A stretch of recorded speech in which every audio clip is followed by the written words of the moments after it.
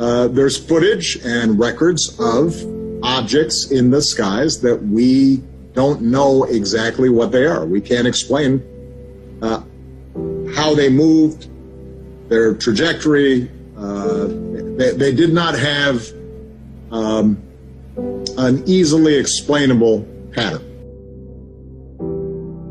Imagine a technology that can do 600 to 700 G-forces, that can fly at 13,000 miles an hour, that it can evade radar, and that can fly through air and water and possibly space, and oh, by the way, has no obvious signs of propulsion, no wings, no control surfaces, and yet still can defy the natural effects of Earth's gravity.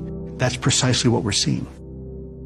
The government has already stated for the record that they're real. I'm not telling you that. The United States government is telling you that.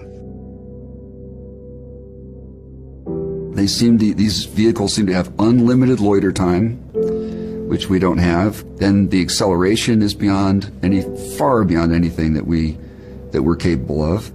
Well, I don't believe they're coming from foreign adversaries. If they were, why, that would suggest that they have a technology which is in a whole different sphere than anything we understand. And frankly, China and Russia just aren't there. Do we have any sensors underwater to detect on submerged UAPs? Anything that is in the ocean or in the seas? So I think that would be more appropriately addressed in closed session, sir. Now, I know what you've seen is what those Navy pilots saw in 2004, and there have been some 300 sightings since then. And I've talked to those pilots, and they know they saw something, and their radars locked onto it. And then all of a sudden it was here on the surface, and then it's there. And they don't know what it is, and we don't know what it is.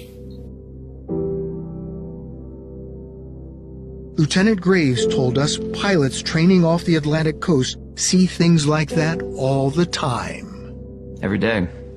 Every day for at least a couple of years. Wait a minute, every day for a couple of years? Mm-hmm.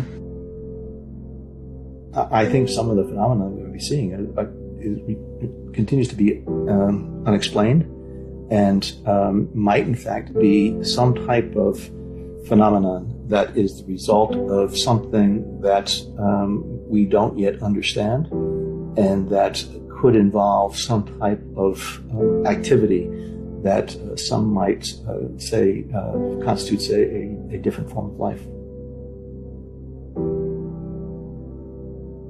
And the main issues that Congress and others have been concerned about are basically safety of flight concerns and counterintelligence issues. But of course, there's always the question of, is there something else that we simply do not understand that might come extraterrestrially?